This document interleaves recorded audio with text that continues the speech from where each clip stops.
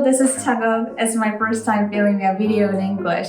I've decided to speak in English in this video because I'm going to talk about why I am motivated to learn English. I'm 23 now and I've been learning to speak English for about 4 years. As an illustrator, I would like to share the reasons why I've been investing a lot of time into learning English.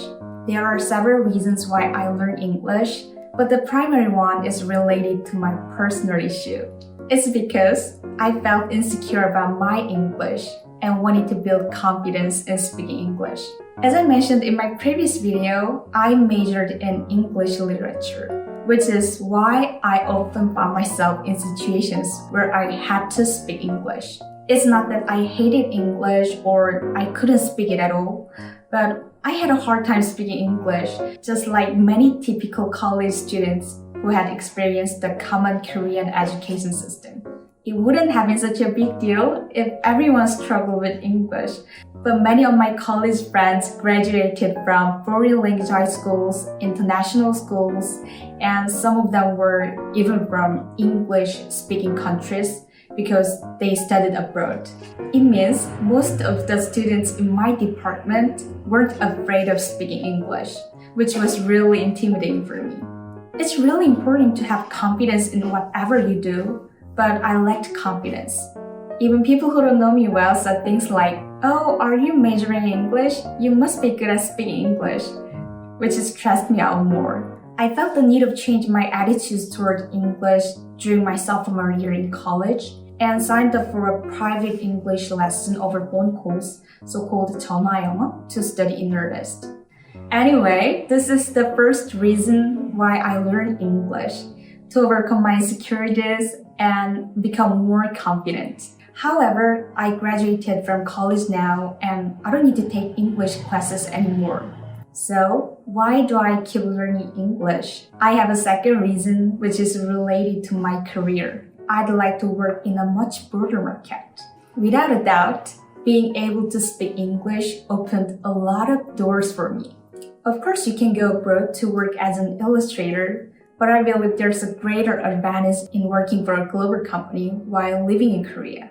I know an illustrator who works remotely for a global company while living in Korea after having an English interview with his employer. I think it is awesome to be able to choose a company to work for from various countries, not just limited to Korean companies. Even in my case, I also got my first gig from an American team planning an animation funding on Kickstarter. Then I had another opportunity to work for background illustrations for a TTRPG game called Undying Corruption, which is set in the fantasy Joseon dynasty. They were planning to make a game using Korean traditional cultures because most of them were Korean diasporas. So they were looking for artists who are familiar with Korean culture and can speak English as well. I think it could have been hard for me to participate in those projects if I was afraid of English. Therefore, I'm continuing to learn English because I don't want to miss out on promising career opportunities due to language barriers.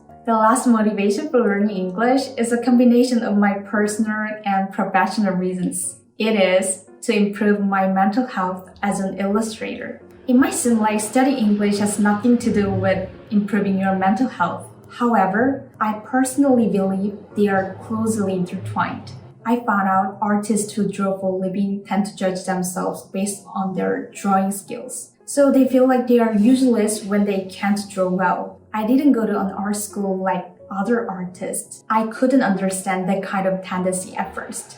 How could you assess your value based solely on your drawing skills? However, I gradually came to understand why they think that way as I started devoting more time drawing.